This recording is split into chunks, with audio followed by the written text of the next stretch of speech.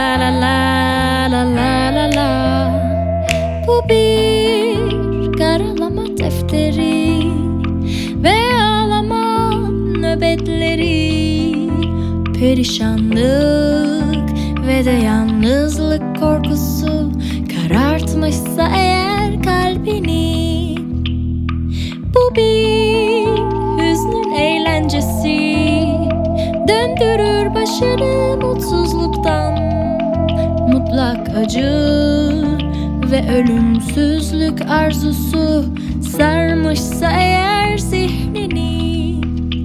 Hiç yorma kendini, gün yakın güneş ısıtacak elbet kalbini. Zoraki olsa da gülümsemek ele geçirecek benliğini.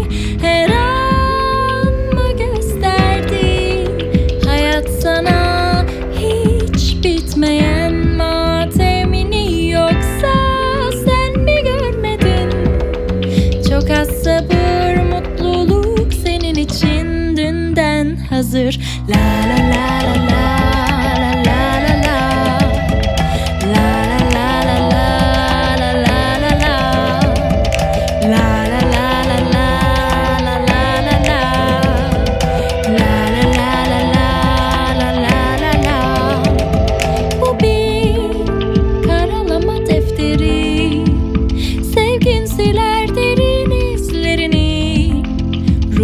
Sana yol gösterir, hayallerin açar